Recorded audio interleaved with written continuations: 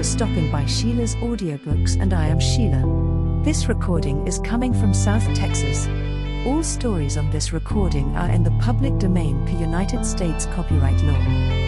This story is about The Big Four was first published in 1927. Framed in the doorway of Poirot's bedroom stood an uninvited guest, coated from head to foot in dust. The man's gaunt face stared for a moment, then he swayed and fell. Who was he?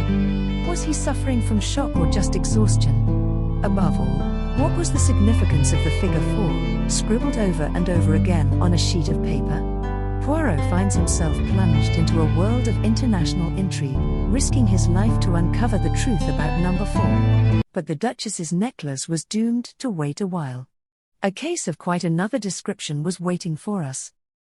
Our landlady, Mrs. Pearson, at once informed us that a hospital nurse had called and was waiting to see Poirot. We found her sitting in the big armchair facing the window, a pleasant-faced woman of middle age, in a dark blue uniform. She was a little reluctant to come to the point, but Poirot soon put her at her ease, and she embarked upon her story. "You see, Mr. Poirot, I've never come across anything of the kind before. I was sent for, from the Lark Sisterhood, to go down to a case in Hertfordshire. An old gentleman, it is, Mr. Templeton. Quite a pleasant house, and quite pleasant people. The wife, Mrs. Templeton, is much younger than her husband, and he has a son by his first marriage who lives there. I don't know that the young man and the stepmother always get on together. He's not quite what you'd call normal, not wanting exactly, but decidedly dull in the intellect. Well, this illness of Mr. Templeton seemed to me from the first to be very mysterious. At times there seemed really nothing the matter with him, and then he suddenly has one of these gastric attacks with pain and vomiting. But the doctor seemed quite satisfied, and it wasn't for me to say anything. But I couldn't help thinking about it. And then..." She paused, and became rather red. "Something happened which aroused your suspicions?" suggested Poirot. "Yes." But she still seemed to find it difficult to go on. "I found the servants were passing remarks too." "About Mr. Templeton's illness?" "Oh, no. About this other thing." "Mrs. Templeton?" "Yes." "Mrs. Templeton and the doctor, perhaps?" Poirot had an uncanny flair in these things. The nurse threw him a grateful glance and went on. "They were passing remarks. And then one day I happened to see them together myself, in the garden." It was left at that. Our client was in such an agony of outraged propriety that no one could feel it necessary to ask exactly what she had seen in the garden. She had evidently seen quite enough to make up her own mind on the situation. The attacks got worse and worse. Dr. Treves said it was all perfectly natural and to be expected, and that Mr. Templeton could not possibly live long, but I've never seen anything like it before myself, not in all my long experience of nursing. It seemed to me much more like some form of..." She paused, hesitating. "Arsenical poisoning," said Poirot helpfully. She nodded. "And then, too, he, the patient, I mean, said something queer. 'They'll do for me, the 4 of them. They'll do for me yet.'" "Eh?" said Poirot quickly. "Those were his very words, Mr. Poirot. He was in great pain at the time, of course, and hardly knew what he was saying." "They'll do for me, the 4 of them," repeated Poirot thoughtfully. "What did he mean by the 4 of them, do you think?" "That I can't say, Mr. Poirot. I thought perhaps he meant his wife and son, and the doctor, and perhaps Miss Clark, Mrs. Templeton's companion. That would make 4, wouldn't it? He might think they were all in league against him." Quite so," said Poirot, in a preoccupied voice. "What about food? Could you take no precautions about that?" "I'm always doing what I can. But, of course, sometimes Mrs. Templeton insists on bringing him his food herself, and then there are the times when I am off duty." "Exactly. And you are not sure enough of your ground to go to the police?" The nurse's face showed her horror at the mere idea. "What I have done, Mr. Poirot, is this: Mr. Templeton had a very bad attack after partaking of a bowl of soup. I took a little from the bottom of the bowl afterwards, and have brought it up with me. I have been spared for the day to visit a sick mother, as Mr. Templeton was well enough to be left. She drew out a little bottle of dark fluid and handed it to Poirot. Excellent, mademoiselle. We will have this analyzed immediately. If you will return here in, say, an hour's time, I think that we shall be able to dispose of your suspicions one way or another. First extracting from our visitor her name and qualifications, he ushered her out. Then he wrote a note and sent it off together with the bottle of soup. Whilst we waited to hear the result, Poirot amused himself by verifying the nurse's credentials, somewhat to my surprise. No, my friend, he declared. I do well to be careful. Do not forget the Big Four are on our track. However, he soon elicited the information that a nurse of the name of Mabel Palmer was a member of the Lark Institute and had been sent to the case in question. So far, so good, he said, with a twinkle. And now here comes Nurse Palmer back again, and here also is our analyst's report. Both the nurse and I waited anxiously whilst Poirot read the analyst's report. Is there arsenic in it? She asked breathlessly. Poirot shook his head, refolding the paper. No. We were both immeasurably surprised. There is no arsenic in it, continued Poirot. But there is antimony. And that being the case, we will start immediately for Hertfordshire. Pray heaven that we are not too late. It was decided that the simplest plan was for Poirot to represent himself truly as a detective, but that the ostensible reason of his visit should be to question Mrs. Templeton about a servant formerly in her employment whose name he obtained from Nurse Palmer, and who he could represent as being concerned in a jewel robbery. It was late when we arrived at Elmstead, as the house was called. We had allowed Nurse Palmer to precede us by about 20 minutes, so that there should be no question of our all arriving together. Mrs. Templeton, a tall dark woman, with sinuous movements and uneasy eyes, received us. I noticed that as Poirot announced his profession, she drew in her breath with a sudden hiss, as though badly startled, but she answered his question about the maidservant readily enough. And then, to test her, Poirot embarked upon a long history of a poisoning case in which a guilty wife had figured. His eyes never left her face as he talked, and try as she would, she could hardly conceal her rising agitation. Suddenly, with an incoherent word of excuse, she hurried from the room. We were not long left alone. A squarely built man with a small red moustache and pince-nez came in. Dr. Treves, he introduced himself. Mrs. Templeton asked me to make her excuses to you. She's in a very bad state, you know. Nervous strain. Worry over her husband and all that. I've prescribed bed and bromide. But she hopes you'll stay and take pot luck, and I'm to do host. We've heard of you down here, Mr. Poirot, and we mean to make the most of you. Ah, here's Mickey. A shambling young man entered the room. He had a very round face, and foolish-looking eyebrows raised as though in perpetual surprise. He grinned awkwardly as he shook hands. This was clearly the wanting son. Presently we all went in to dinner. Dr. Treves left the room, to open some wine, I think, and suddenly the boy's physiognomy underwent a startling change. He leant forward, staring at Poirot. "You've come about father," he said, nodding his head. I know lots of things, but nobody thinks I do. Mother will be glad when father's dead and she can marry Dr. Treves. She isn't my own mother, you know. I don't like her. She wants father to die. It was all rather horrible. Luckily, before Poirot had time to reply, the doctor came back, and we had to carry on a forced conversation. And then suddenly Poirot lay back in his chair with a hollow groan. His face was contorted with pain. "My dear sir, what's the matter?" cried the doctor. "A sudden spasm. I am used to them. No, I require no assistance from you, doctor. If I might lie down upstairs." His request was instantly acceded to, and I accompanied him upstairs, where he collapsed on the bed, groaning heavily. For the first minute or two I had been taken in, but I had quickly realized that Poirot was, as he would have put it, playing the comedy, and that his object was to be left alone upstairs, near the patient's room. Hence I was quite prepared when, the instant we were alone, he sprang up.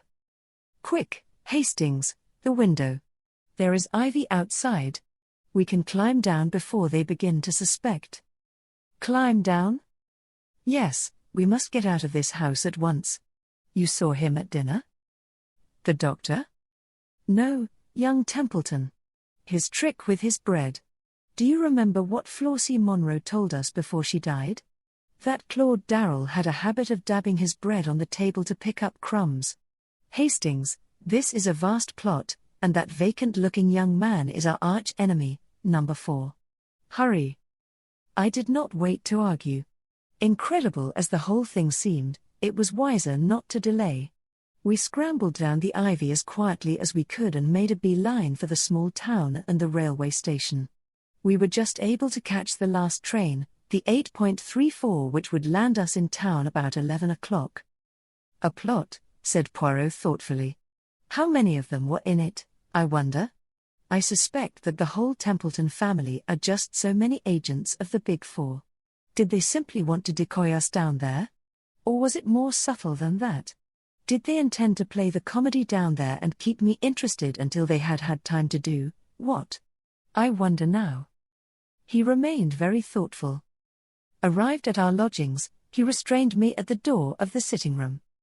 "Attention, Hastings. I have my suspicions. Let me enter first." He did so, and, to my slight amusement, took the precaution to press on the electric switch with an old galoche. Then he went round the room like a strange cat, cautiously, delicately, on the alert for danger. I watched him for some time, remaining obediently where I had been put by the wall. "It's all right, Poirot," I said impatiently. "It seems so, mon ami, it seems so. But let us make sure." "Rot," I said. "I shall light the fire, anyway, and have a pipe. I've caught you out for once. You had the matches last and you didn't put them back in the holder as usual, the very thing you're always cursing me for doing." I stretched out my hand. I heard Poirot's warning cry, saw him leaping towards me, my hand touched the matchbox. Then, a flash of blue flame, an ear-rending crash, and darkness. I came to myself to find the familiar face of our old friend Dr. Ridgway bending over me.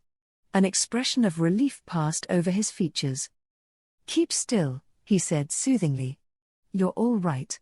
There's been an accident, you know." "Poirot?" I murmured. "You're in my digs. Everything's quite all right."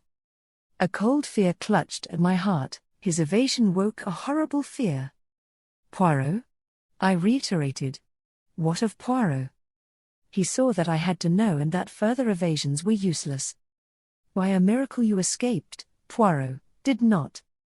A cry burst from my lips. "Not dead? Not dead?" Ridgway bowed his head, his features working with emotion. With desperate energy I pulled myself to a sitting position. "Poirot may be dead," I said weakly. "But his spirit lives on. I will carry on his work. Death to the Big Four." Then I fell back, fainting. Chapter 16. The Dying Chinaman. Even now I can hardly bear to write of those days in March. Poirot, the unique, the inimitable Hercule Poirot, dead. There was a particularly diabolical touch in the disarranged matchbox, which was certain to catch his eye, and which he would hasten to rearrange, and thereby touch off the explosion. That, as a matter of fact, it was I who actually precipitated the catastrophe never ceased to fill me with unavailing remorse. It was, as Dr. Ridgway said, a perfect miracle that I had not been killed, but had escaped with a slight concussion. Although it had seemed to me as though I regained consciousness almost immediately, it was in reality over 24 hours before I came back to life.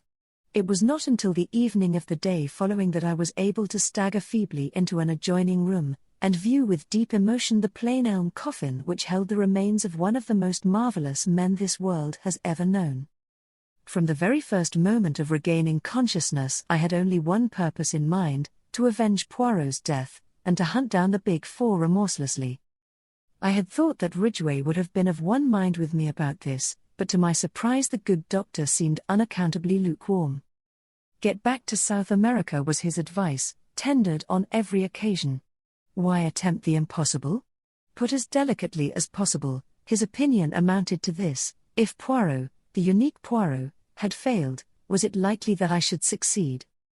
But I was obstinate. Putting aside any question as to whether I had the necessary qualifications for the task, and I may say in passing that I did not entirely agree with his views on this point, I had worked so long with Poirot that I knew his methods by heart, and felt fully capable of taking up the work where he had laid it down. It was, with me, a question of feeling.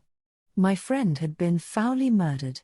Was I to go tamely back to South America without an effort to bring his murderers to justice? I said all this and more to Ridgway, who listened attentively enough.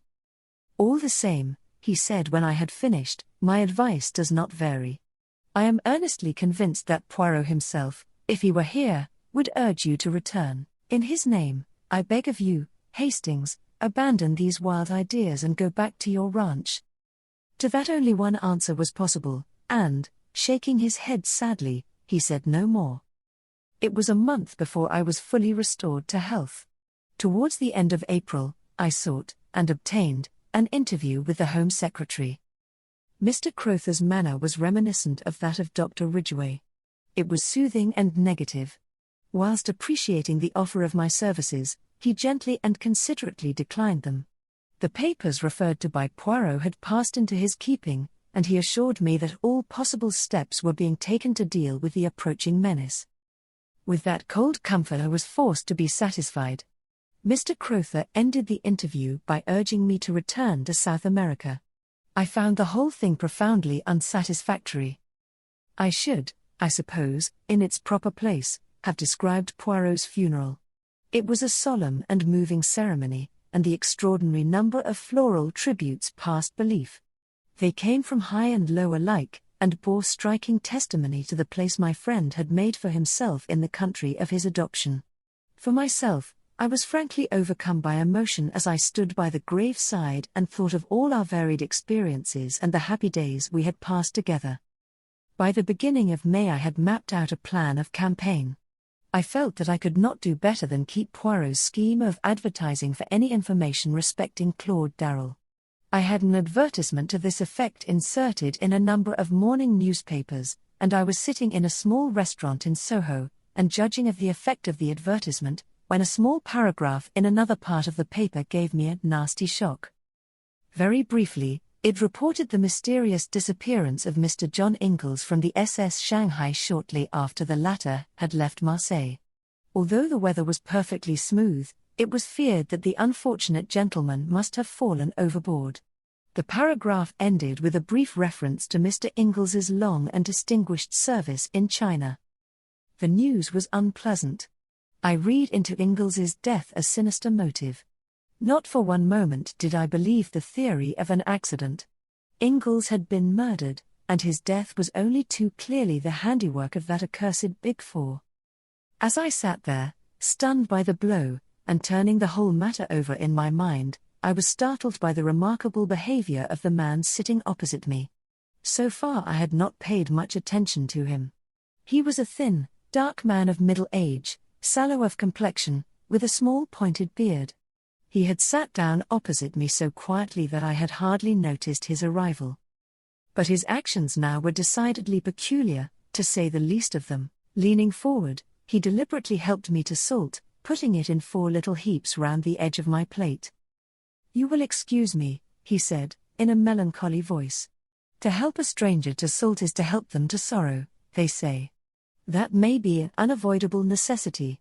I hope not, though. I hope that you will be reasonable." Then, with a certain significance, he repeated his operations with the salt on his own plate. The symbol 4 was too plain to be missed. I looked at him searchingly. In no way that I could see did he resemble young Templeton, or James the footman, or any other of the various personalities we had come across. Nevertheless, I was convinced that I had to do with no less than the redoubtable number 4 himself.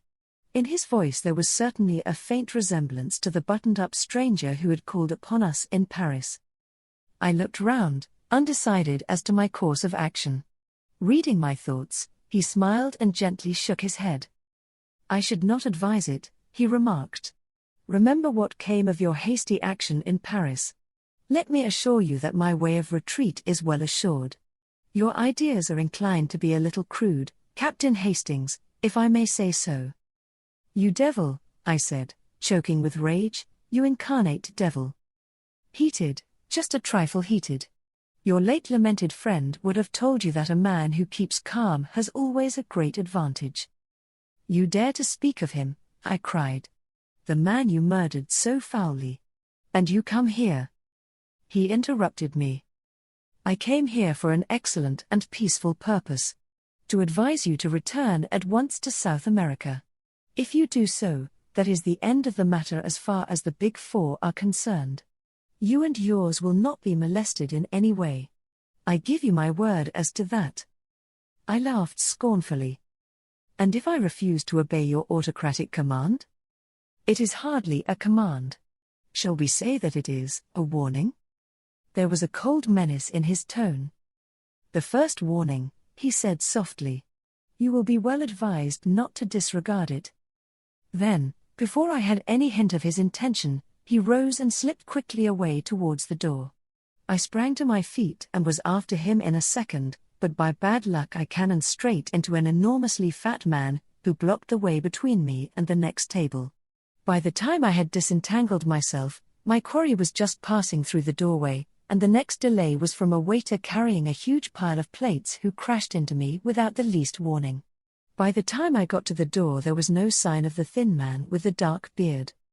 The waiter was fulsome in apologies, the fat man was sitting placidly at a table ordering his lunch. There was nothing to show that both occurrences had not been a pure accident. Nevertheless, I had my own opinion as to that. I knew well enough that the agents of the Big Four were everywhere. Needless to say, I paid no heed to the warning given me. I would do or die in the good cause. I received in all only 2 answers to the advertisements. Neither of them gave me any information of value. They were both from actors who had played with Claude Darrell at one time or another. Neither of them knew him at all intimately, and no new light was thrown upon the problem of his identity and present whereabouts. No further sign came from the Big Four until about 10 days later. I was crossing Hyde Park, lost in thought, when a voice, rich with a persuasive foreign inflection, hailed me. "Captain Hastings, is it not?" A big limousine had just drawn up by the pavement. A woman was leaning out. Exquisitely dressed in black, with wonderful pearls, I recognized the lady first known to us as Countess Vera Rossakoff, and afterwards under a different alias as an agent of the Big Four. Poirot, for some reason or other, had always had a sneaking fondness for the Countess. Something in her very flamboyance attracted the little man. She was, he was wont to declare in moments of enthusiasm, a woman in 1,000. That she was arrayed against us, on the side of our bitterest enemies, never seemed to weigh in his judgment. "Ah, do not pass on," said the Countess. "I have something most important to say to you. And do not try to have me arrested either, for that would be stupid. You were always a little stupid, yes, it is so. You are stupid now, when you persist in disregarding the warning we sent you. It is the second warning I bring you. Leave England at once. You can do no good here, I tell you that frankly. You will never accomplish anything." "In that case," I said stiffly, "it seems rather extraordinary that you are all so anxious to get me out of the country." The Countess shrugged her shoulders, magnificent shoulders, and a magnificent gesture. "For my part, I think that, too, stupid. I would leave you here to play about happily. But the chiefs, you see, are fearful that some word of yours may give great help to those more intelligent than yourself. Hence, you are to be banished." The Countess appeared to have a flattering idea of my abilities. I concealed my annoyance. Doubtless this attitude of hers was assumed expressly to annoy me and to give me the idea that I was unimportant. "It would, of course, be quite easy to remove you," she continued, "but I am quite sentimental sometimes. I pleaded for you. You have a nice little wife somewhere, have you not? And it would please the poor little man who is dead to know that you were not to be killed. I always liked him, you know. He was clever, but clever. Had it not been a case of 4 against 1, I honestly believe he might have been too much for us. I confess it frankly, he was my master. I sent a wreath to the funeral as a token of my admiration, an enormous one of crimson roses. Crimson roses express my temperament. I listened in silence and a growing distaste. You have the look of a mule when it puts its ears back and kicks. Well, I have delivered my warning. Remember this, the third warning will come by the hand of the destroyer. She made a sign, and the car whirled away rapidly. I noted the number mechanically, but without the hope that it would lead to anything. The Big Four were not apt to be careless in details. I went home a little sobered. One fact had emerged from the Countess's flood of volubility: I was in real danger of my life. Though I had no intention of abandoning the struggle, I saw that it behoved me to walk warily and adopt every possible precaution. Whilst I was reviewing all these facts and seeking for the best line of action, the telephone bell rang. I crossed the room and picked up the receiver. Yes. Hello. Who's speaking? A crisp voice answered me. This is St. Giles Hospital. We have a Chinaman here, knifed in the street and brought in. He can't last long. We rang you up because we found in his pocket a piece of paper with your name and address on it. I was very much astonished. Nevertheless, after a moment's reflection, I said that I would come down at once. St. Giles Hospital was, I knew, down by the docks, and it occurred to me that the Chinaman might have just come off some ship. It was on my way down there that a sudden suspicion shot into my mind. Was the whole thing a trap? Wherever a Chinaman was, there might be the hand of Li Chang-yen. I remembered the adventure of the baited trap. Was the whole thing a ruse on the part of my enemies? A little reflection convinced me that at any rate a visit to the hospital would do no harm. It was probable that the thing was not so much a plot as what is vulgarly known as a plant. The dying Chinaman would make some revelation to me upon which I should act, and which would have the result of leading me into the hands of the Big Four. The thing to do was to preserve an open mind, and whilst feigning credulity be secretly on my guard. On arriving at St. Giles Hospital, and making my business known, I was taken at once to the accident ward, to the bedside of the man in question. He lay absolutely still, his eyelids closed, and only a very faint movement of the chest showed that he still breathed. A doctor stood by the bed, his fingers on the Chinaman's pulse. He's almost gone, he whispered to me. You know him, eh? I shook my head. I've never seen him before. Then what was he doing with your name and address in his pocket? You are Captain Hastings, aren't you? Yes, but I can't explain it any more than you can. Curious thing. From his papers he seems to have been the servant of a man called Ingalls, a retired civil servant. Ah, you know him, do you? He added quickly, as I started at the name. Ingalls' servant. Then I had seen him before. Not that I had ever succeeded in being able to distinguish one Chinaman from another. He must have been with Ingalls on his way to China, and after the catastrophe he had returned to England with a message, possibly, for me. It was vital, imperative that I should hear that message. Is he conscious? I asked. Can he speak? Mr. Ingalls was an old friend of mine, and I think it possible that this poor fellow has brought me a message from him. Mr. Ingalls is believed to have gone overboard about 10 days ago. He's just conscious, but I doubt if he has the force to speak. He lost a terrible lot of blood, you know. I can administer a stimulant, of course, but we've already done all that is possible in that direction.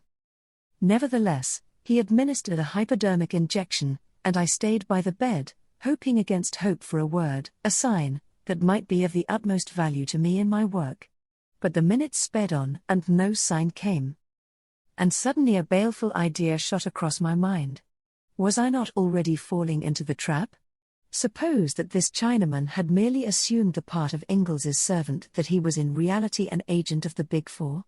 Had I not once read that certain Chinese priests were capable of simulating death? Or, to go further still, Li Chang-yen might command a little band of fanatics who would welcome death itself if it came at the command of their master. I must be on my guard. Even as these thoughts flashed across my mind, the man in the bed stirred. His eyes opened. He murmured something incoherently. Then I saw his glance fasten upon me. He made no sign of recognition, but I was at once aware that he was trying to speak to me. Be he friend or foe, I must hear what he had to say. I leaned over the bed, but the broken sounds conveyed no sort of meaning to me. I thought I caught the word hand, but in what connection it was used I could not tell. Then it came again, and this time I heard another word, the word Largo.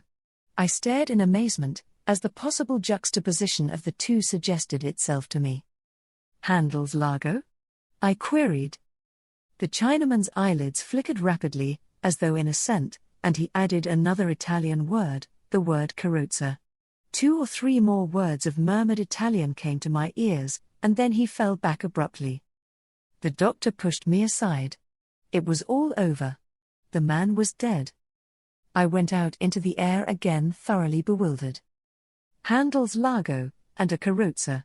If I remembered rightly, a carrozza was a carriage. What possible meaning could lie behind those simple words? The man was a Chinaman, not an Italian. Why should he speak in Italian? Surely, if he were indeed Ingles's servant, he must know English. The whole thing was profoundly mystifying. I puzzled over it all the way home. Oh, if only Poirot had been there to solve the problem with his lightning ingenuity. I let myself in with my latch key and went slowly up to my room. A letter was lying on the table, and I tore it open carelessly enough. But in a minute I stood rooted to the ground whilst I read. It was a communication from a firm of solicitors. Dear Sir, it ran, as instructed by our late client, Mr. Hercule Poirot, we forward you the enclosed letter. This letter was placed in our hands a week before his death, with instructions that in the event of his demise, it should be sent to you at a certain date after his death. Yours faithfully, etc. I turned the enclosed missive over and over. It was undoubtedly from Poirot. I knew that familiar writing only too well. With a heavy heart, yet a certain eagerness, I tore it open. Mon cher ami, it began, when you receive this I shall be no more. Do not shed tears about me, but follow my orders. Immediately upon receipt of this, return to South America. Do not be pig-headed about this. It is not for sentimental reasons that I bid you undertake the journey. It is necessary. It is part of the plan of Hercule Poirot. To say more is unnecessary, to anyone who has the acute intelligence of my friend Hastings. Abbas the Big Four. I salute you, my friend, from beyond the grave. Ever thine. Hercule Poirot. I read and reread this astonishing communication. One thing was evident. This amazing man had so provided for every eventuality that even his own death did not upset the sequence of his plans. Mine was to be the active part, his the directing genius. Doubtless I should find full instructions awaiting me beyond the seas. In the meantime my enemies, convinced that I was obeying their warning, would cease to trouble their heads about me. I could return, unsuspected, and work havoc in their midst. There was now nothing to hinder my immediate departure. I sent off cables, booked my passage, and 1 week later found me embarking in the Ansonia en route for Buenos Aires. Just as the boat left the quay, a steward brought me a note. It had been given him, so he explained, by a big gentleman in a fur coat who had left the boat last thing before the gangway planks were lifted. I opened it. It was terse and to the point. You are wise, it ran. It was signed with a big figure 4. I could afford to smile to myself. The sea was not too choppy. I enjoyed a passable dinner, made up my mind as to the majority of my fellow passengers, and had a rubber or 2 of bridge. Then I turned in and slept like a log as I always do on board ship. I was awakened by feeling myself persistently shaken. Dazed and bewildered, I saw that one of the ship's officers was standing over me. He gave a sigh of relief as I sat up. Thank the Lord I've got you awake at last. I've had no end of a job. Do you always sleep like that? What's the matter? I asked, still bewildered and not fully awake. Is there anything wrong with the ship? "I expect you know what's the matter better than I do," he replied dryly. "Special instructions from the Admiralty.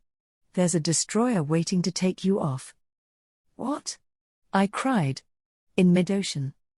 It seems a most mysterious affair, but that's not my business. They've sent a young fellow aboard who is to take your place, and we are all sworn to secrecy. Will you get up and dress?" Utterly unable to conceal my amazement, I did as I was told. A boat was lowered, and I was conveyed aboard the destroyer.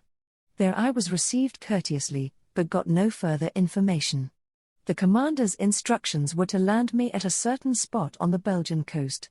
There his knowledge and responsibility ended. The whole thing was like a dream. The one idea I held to firmly was that all this must be part of Poirot's plan. I must simply go forward blindly, trusting in my dead friend.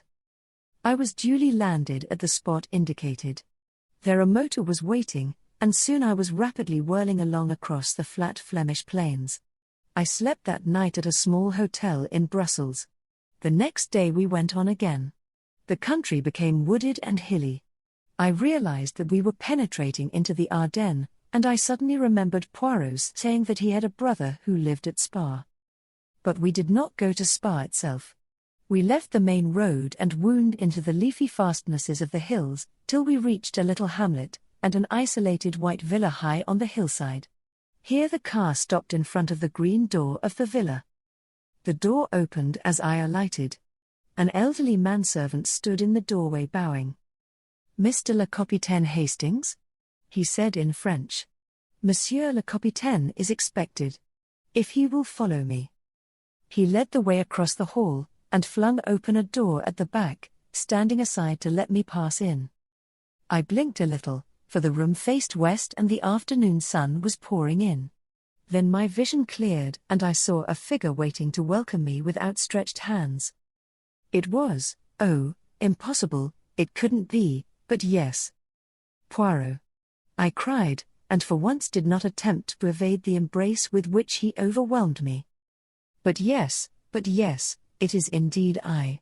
Not so easy to kill Hercule Poirot. But Poirot, why?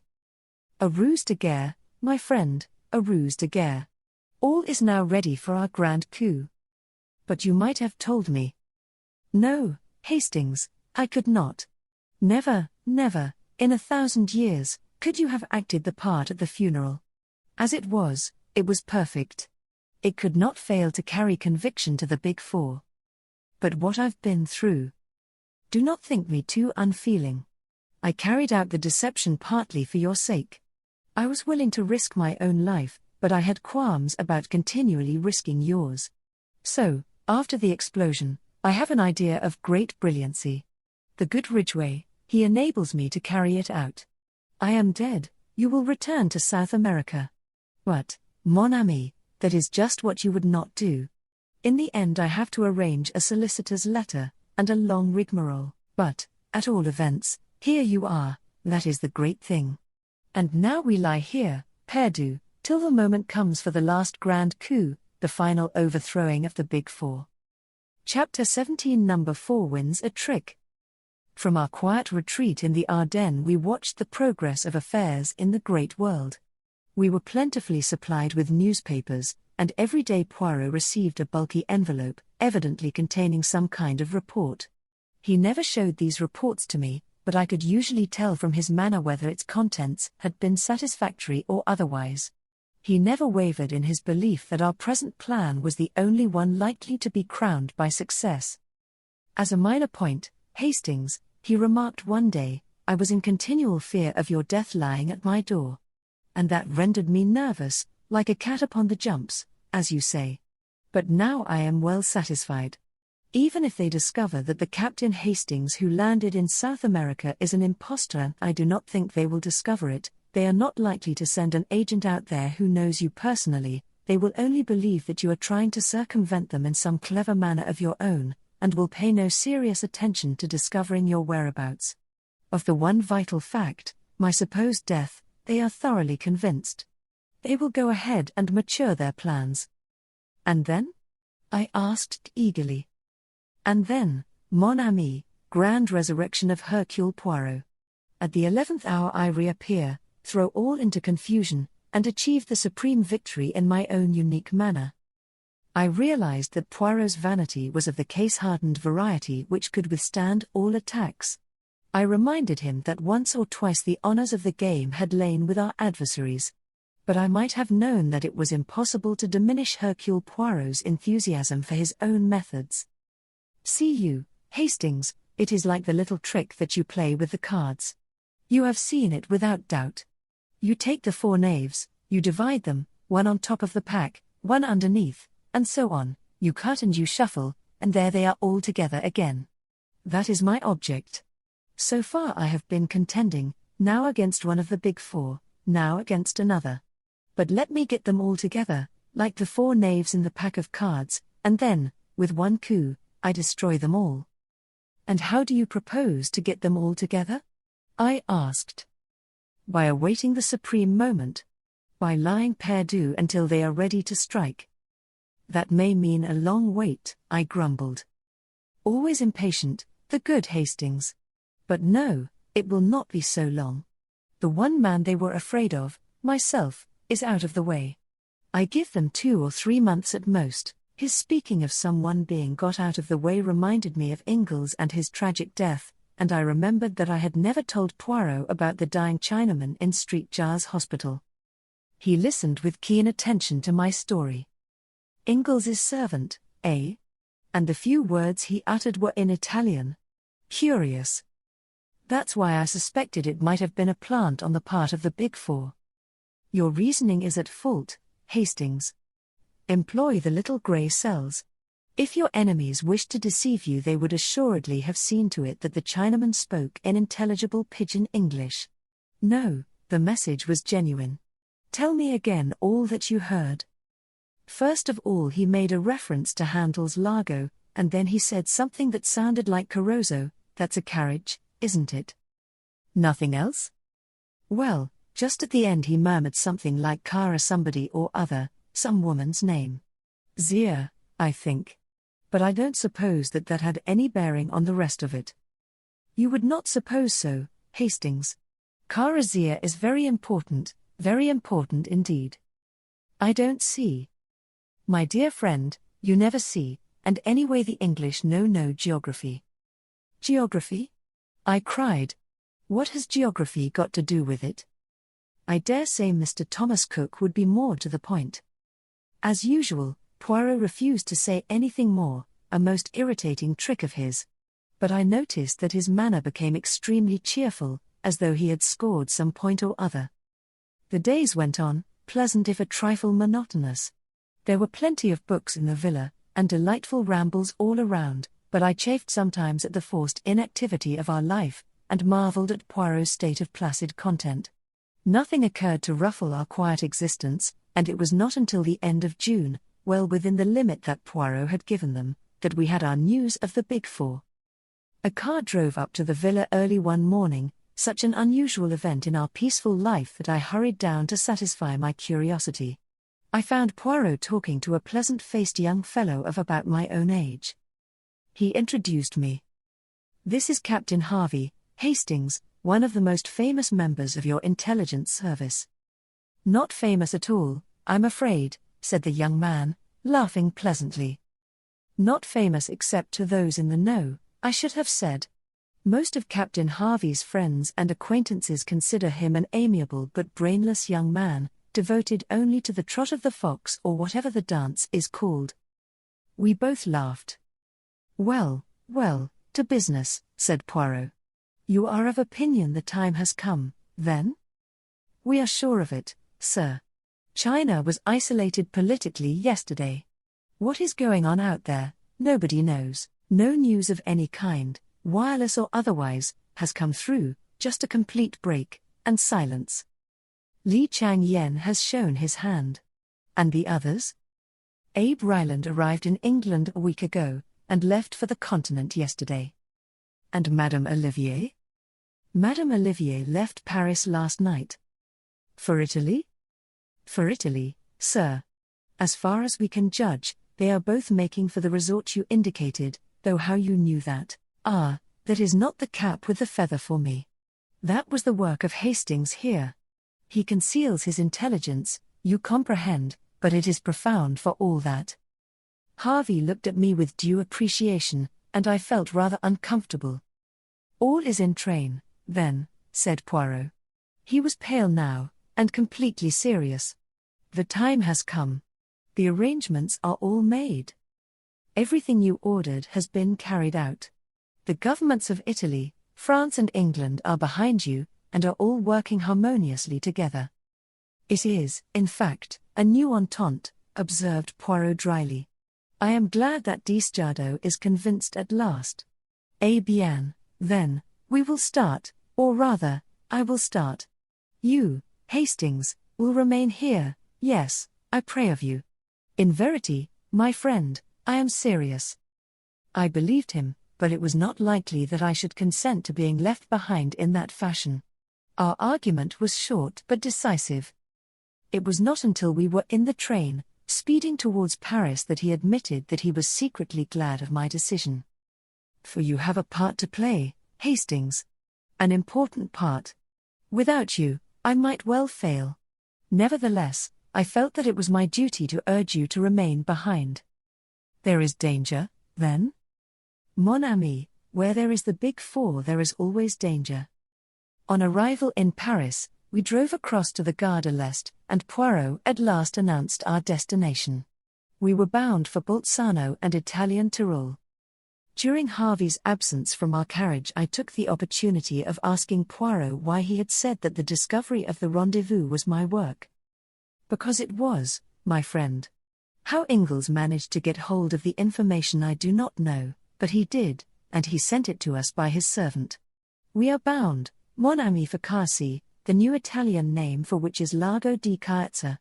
You see now where your Carazia comes in, and also your Carrozza and Lago. The handle was supplied by your own imagination.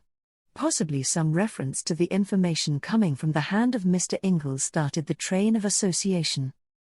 Carsi? I queried. I never heard of it. I always tell you that the English know no geography. But as a matter of fact, it is a well-known and very beautiful summer resort, 4,000 feet up, in the heart of the Dolomites. And it is in this out-of-the-way spot that the Big Four have their rendezvous? Say rather their headquarters. The signal has been given, and it is their intention to disappear from the world and issue orders from their mountain fastness. I have made the inquiries. A lot of quarrying of stone and mineral deposits is done there, and the company, apparently a small Italian firm, is in reality controlled by Abe Ryland. I am prepared to swear that a vast subterranean dwelling has been hollowed out in the very heart of the mountain, secret and inaccessible. From there the leaders of the organization will issue by wireless their orders to their followers, who are numbered by thousands in every country. And from that crag in the Dolomites the dictators of the world will emerge. That is to say, they would emerge were it not for Hercule Poirot. Do you seriously believe all this, Poirot? What about the armies and general machinery of civilization? What about it in Russia, Hastings? This will be Russia on an infinitely larger scale, and with this additional menace, that Madame Olivier's experiments have proceeded further than she has ever given out. I believe that she has, to a certain extent, succeeded in liberating atomic energy and harnessing it to her purpose. Her experiments with the nitrogen of the air have been very remarkable, and she has also experimented in the concentration of wireless energy, so that a beam of great intensity can be focused upon some given spot. Exactly how far she has progressed, nobody knows, but it is certain that it is much farther than has ever been given out. She is a genius, that woman. The Curies were as nothing to her. Add to her genius the powers of Ryland's almost unlimited wealth, and, with the brain of Li Chang-yen, the finest criminal brain ever known, to direct and plan, eh bien, it will not be, as you say, all jam for civilization. His words made me very thoughtful. Although Poirot was given at times to exaggeration of language, he was not really an alarmist. For the first time I realized what a desperate struggle it was upon which we were engaged. Harvey soon rejoined us, and the journey went on. We arrived at Bolzano about midday. From there the journey on was by motor. Several big blue motor cars were waiting in the central square of the town, and we three got into one of them. Poirot, notwithstanding the heat of the day, was muffled to the eyes in greatcoat and scarf. His eyes and the tips of his ears were all that could be seen of him.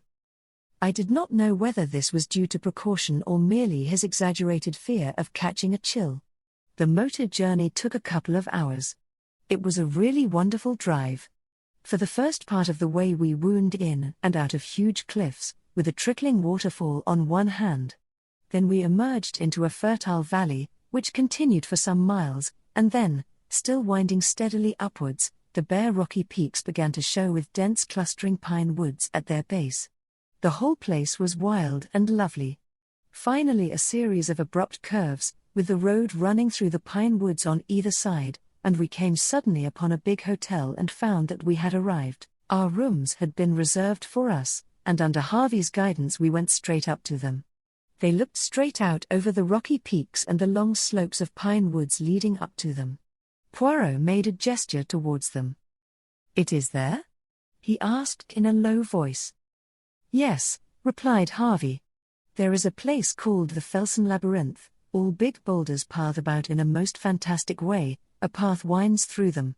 The quarrying is to the right of that, but we think that the entrance is probably in the Felsen Labyrinth." Poirot nodded. "Come, mon ami," he said to me. "Let us go down and sit upon the terrace and enjoy the sunlight." "You think that wise?" I asked. He shrugged his shoulders. The sunlight was marvelous, in fact the glare was almost too great for me. We had some creamy coffee instead of tea, then went upstairs and unpacked our few belongings. Poirot was in his most unapproachable mood, lost in a kind of reverie. Once or twice he shook his head and sighed. I had been rather intrigued by a man who had got out of our train at Bolzano, and had been met by a private car. He was a small man, and the thing about him that had attracted my attention was that he was almost as much muffled up as Poirot had been. More so, indeed, for in addition to greatcoat and muffler, he was wearing huge blue spectacles. I was convinced that here we had an emissary of the Big Four. Poirot did not seem very impressed by my idea, but when, leaning out of my bedroom window, I reported that the man in question was strolling about in the vicinity of the hotel, he admitted that there might be something in it. I urged my friend not to go down to dinner, but he insisted on doing so. We entered the dining room rather late, and were shown to a table by the window. As we sat down, our attention was attracted by an exclamation and a crash of falling china. A dish of haricots verts had been upset over a man who was sitting at the table next to ours. The head waiter came up and was vociferous in apologies. Presently, when the offending waiter was serving us with soup, Poirot spoke to him. "An unfortunate accident, that. But it was not your fault." "Monsieur saw that?" "No, indeed it was not my fault." The gentleman half sprung up from his chair. I thought he was going to have an attack of some kind. I could not save the catastrophe. I saw Poirot's eyes shining with the green light I knew so well, and as the waiter departed he said to me in a low voice, "You see, Hastings, the effect of Hercule Poirot, alive and in the flesh?" "You think?" I had not time to continue. I felt Poirot's hand on my knee, as he whispered excitedly, "Look, Hastings, look. His trick with the bread. Number 4, sure enough, the man at the next table to ours, his face unusually pale, was dabbing a small piece of bread mechanically about the table. I studied him carefully. His face, clean-shaven and puffily fat, was of a pasty, unhealthy sallowness, with heavy pouches under the eyes and deep lines running from his nose to the corners of his mouth. His age might have been anything from 35 to 45. In no particular did he resemble any one of the characters which Number 4 had previously assumed. Indeed, had it not been for his little trick with the bread, of which he was evidently quite unaware, I would have sworn readily enough that the man sitting there was someone whom I had never seen before. "He has recognized you," I murmured. "You should not have come down." "My excellent Hastings, I have feigned death for 3 months for this one purpose. To startle Number 4. to startle him at a moment when he must act quickly or not at all. And we have this great advantage: he does not know that we recognize him. He thinks that he is safe in his new disguise. How I bless Flossie Monroe for telling us of that little habit of his. What will happen now? I asked. What can happen? He recognizes the only man he fears, miraculously resurrected from the dead, at the very minute when the plans of the Big Four are in the balance. Madame Olivier and Abe Ryland lunched here today, and it is thought that they went to Cortina. Only we know that they have retired to their hiding place. How much do we know? That is what number 4 is asking himself at this minute. He dare take no risks. I must be suppressed at all costs. Eh bien, let him try to suppress Hercule Poirot. I shall be ready for him. As he finished speaking, the man at the next table got up and went out. He has gone to make his little arrangements, said Poirot placidly. Shall we have our coffee on the terrace, my friend? It would be pleasanter, I think. I will just go up and get a coat. I went out onto the terrace, a little disturbed in mind. Poirot's assurance did not quite content me. However, so long as we were on our guard, nothing could happen to us. I resolved to keep thoroughly on the alert. It was quite 5 minutes before Poirot joined me.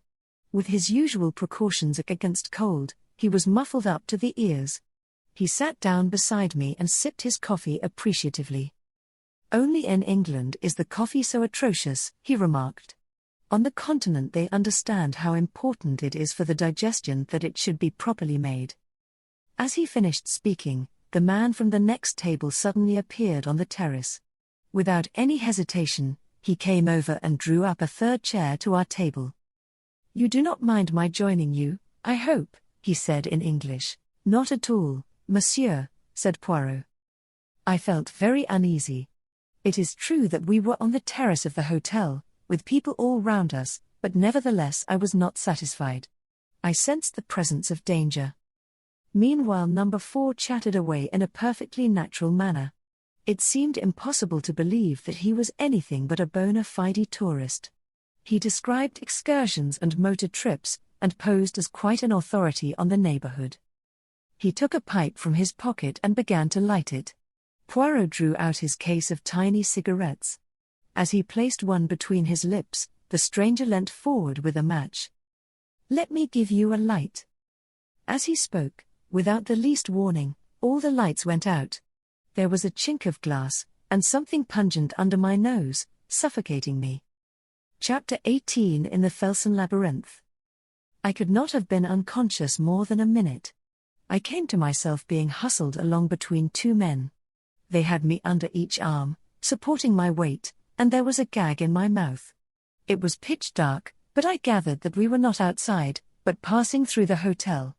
All round I could hear people shouting and demanding in every known language what had happened to the lights.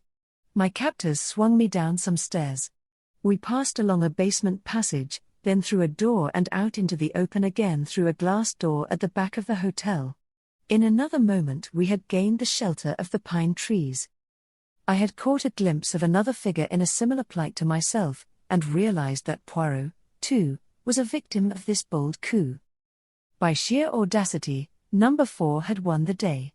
He had employed, I gathered, an instant aesthetic, probably ethyl chloride, breaking a small bulb of it under our noses. Then, in the confusion of the darkness, his accomplices, who had probably been guests sitting at the next table, had thrust gags in our mouths and hurried us away, taking us through the hotel to baffle pursuit.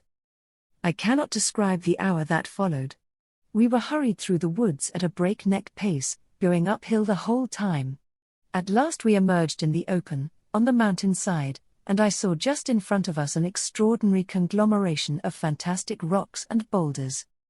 This must be the Felsen Labyrinth of which Harvey had spoken. Soon we were winding in and out of its recesses. The place was like a maze devised by some evil genie. Suddenly we stopped. An enormous rock barred our path.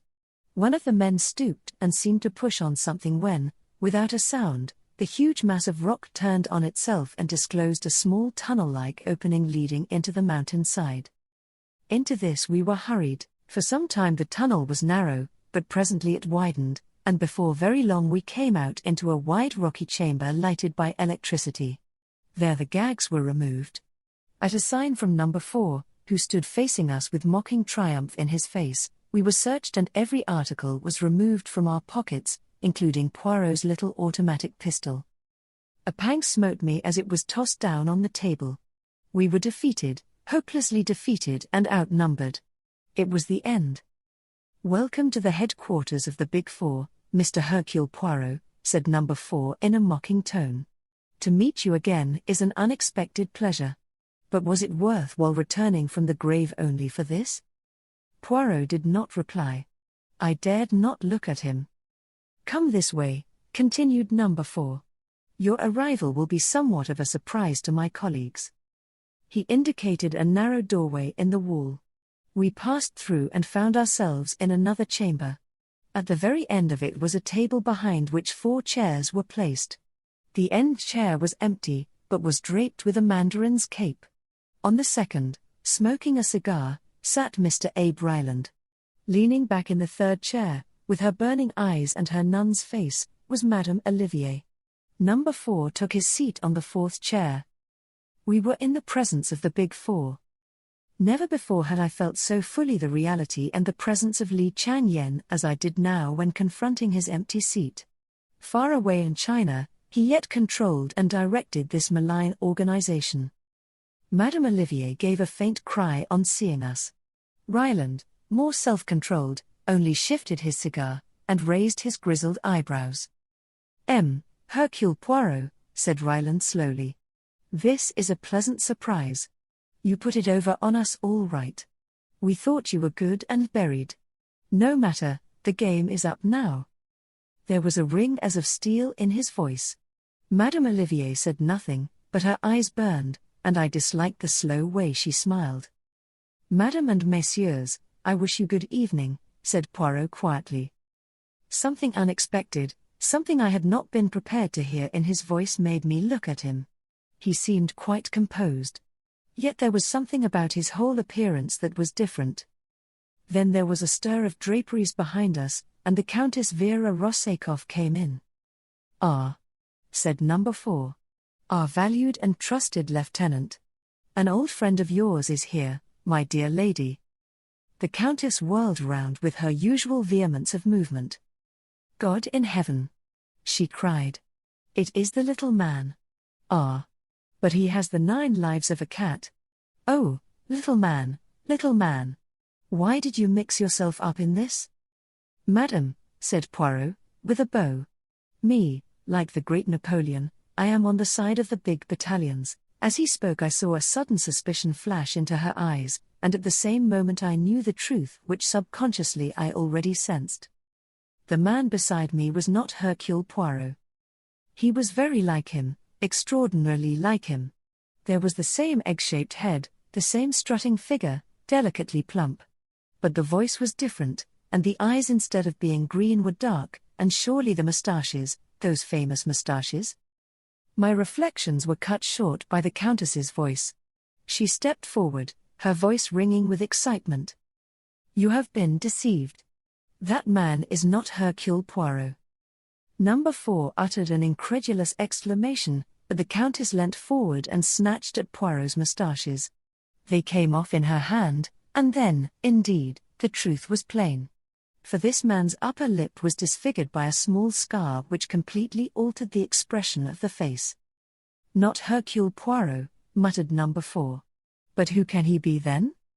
"I know," I cried suddenly, and then stopped dead, afraid I had ruined everything. But the man I will still refer to as Poirot had turned to me encouragingly. "Say it if you will. It makes no matter now. The trick has succeeded. This is Hercule Poirot," I said slowly. "Hercule Poirot's twin brother." "Impossible," said Ryland sharply, but he was shaken. "Hercule's plan has succeeded to a marvel," said Hercule placidly. Number 4 leapt forward, his voice harsh and menacing. "Succeeded, has it?" he snarled. "Do you realize that before many minutes have passed you will be dead, dead?" "Yes," said Hercule Poirot gravely. I realize that. It is you who do not realize that a man may be willing to purchase success by his life. There were men who laid down their lives for their country in the war. I am prepared to lay down mine in the same way for the world. It struck me just then that although perfectly willing to lay down my life, I might have been consulted in the matter. Then I remembered how Poirot had urged me to stay behind, and I felt appeased. "And in what way will your laying down your life benefit the world?" asked Ryland sardonically.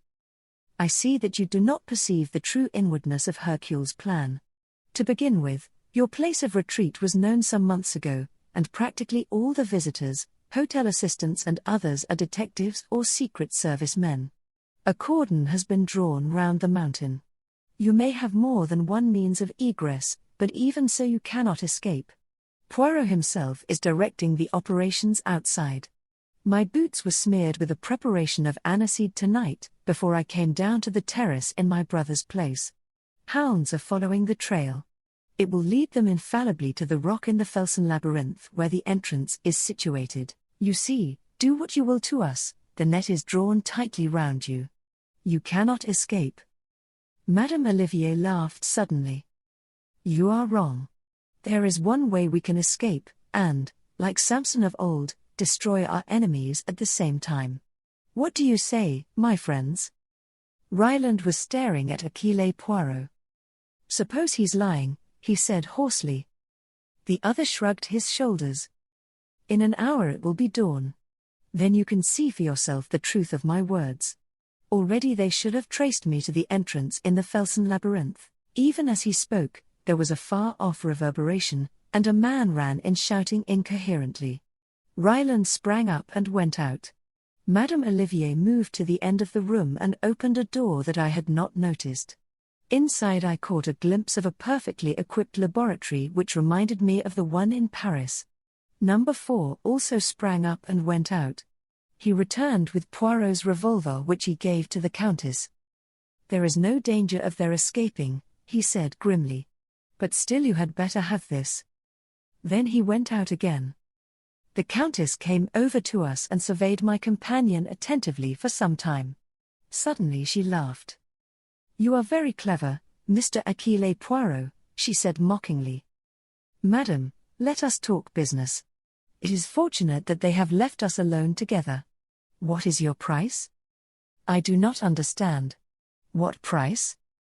"Madam, you can aid us to escape. You know the secret ways out of this retreat. I ask you, what is your price?" She laughed again. "More than you could pay, little man. Why, all the money in the world would not buy me." "Madam, I did not speak of money. I am a man of intelligence. Nevertheless, this is a true fact, everyone has his price. In exchange for life and liberty, I offer you your heart's desire." "So you are a magician." "You can call me so if you like." The Countess suddenly dropped her jesting manner. She spoke with passionate bitterness. "Fool! My heart's desire. Can you give me revenge upon my enemies? Can you give me back youth and beauty and a gay heart? Can you bring the dead to life again?" Achille Poirot was watching her very curiously.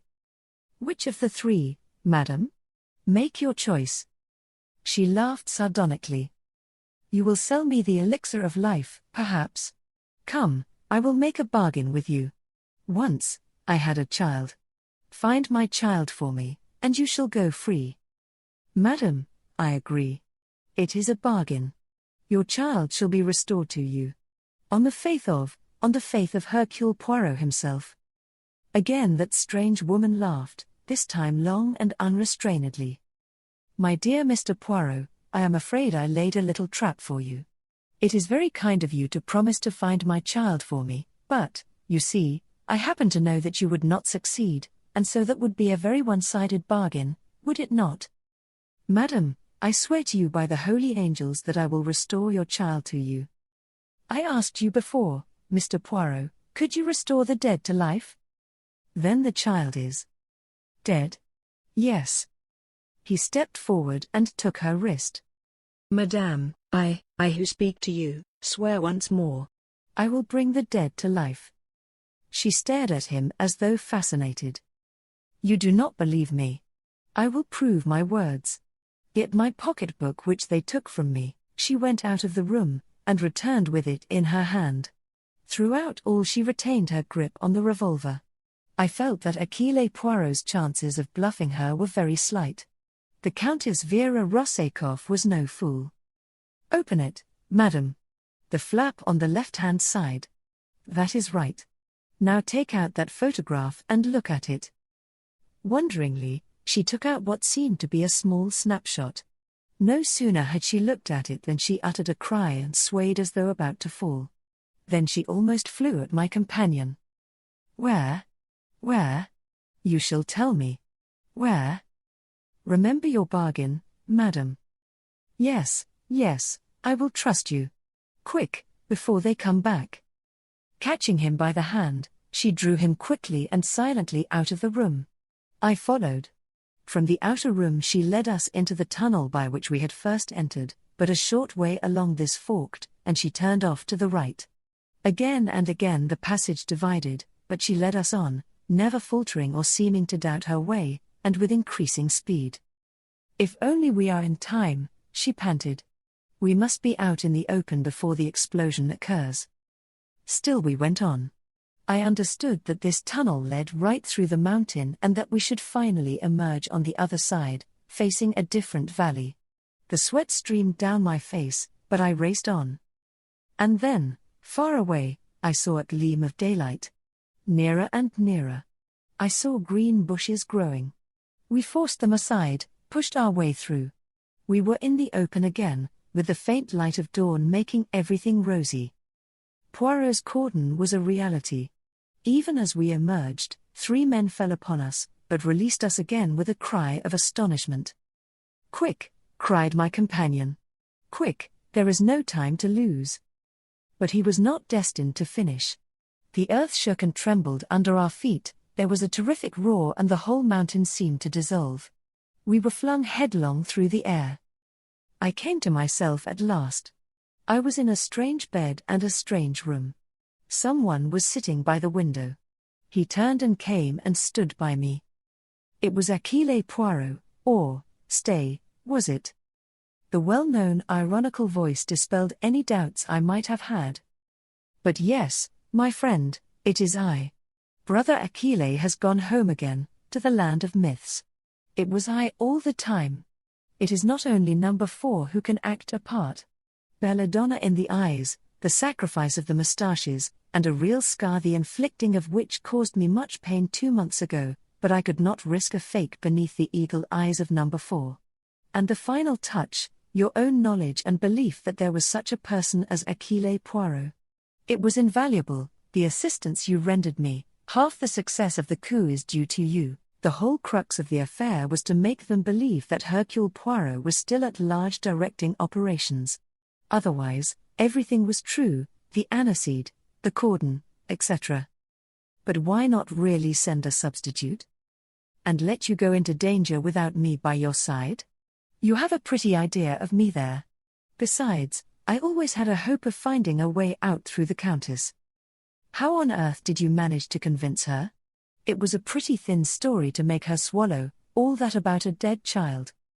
The Countess has a great deal more perspicacity than you have, my dear Hastings. She was taken in at first by my disguise, but she soon saw through it.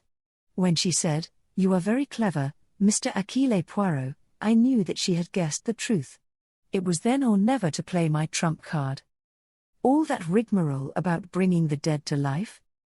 Exactly, but then, you see, I had the child all along. What? But yes. You know my motto, be prepared.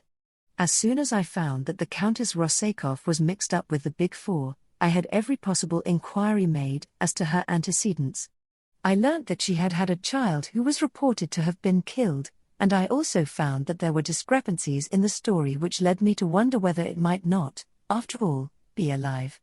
In the end, I succeeded in tracing the boy, and by paying out a big sum I obtained possession of the child's person. The poor little fellow was nearly dead of starvation. I placed him in a safe place, with kindly people, and took a snapshot of him in his new surroundings. And so, when the time came, I had my little coup de théâtre all ready. You are wonderful, Poirot, absolutely wonderful. I was glad to do it, too. For I had admired the Countess. I should have been sorry if she had perished in the explosion. I've been half afraid to ask you, what of the big four? All the bodies have now been recovered. That of number 4 was quite unrecognizable, the head blown to pieces. I rather wish it had not been so. I should have liked to be sure, but no more of that. Look at this. He handed me a newspaper in which a paragraph was marked. It reported the death, by suicide, of Li Chang-yen, who had engineered the recent revolution which had failed so disastrously. My great opponent, said Poirot gravely. It was fated that he and I should never meet in the flesh. When he received the news of the disaster here, he took the simplest way out. A great brain, my friend, a great brain. But I wish I had seen the face of the man who was number 4. Supposing that, after all, but I romance.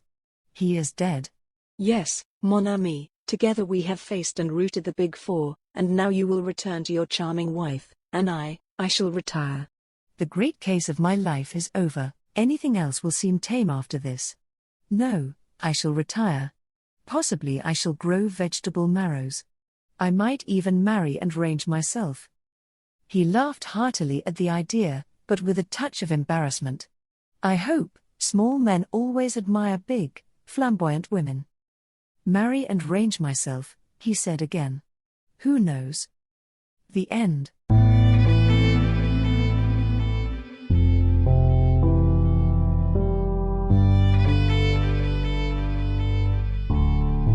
Thank you for listening to today's episode. I really hoped you enjoyed it. There will be more to come. Please subscribe not to miss out on what is next. I will be looking forward to your return. The music is by Madfan from Pixabay. To support this and other artists, go to pixabay.com. Sheila.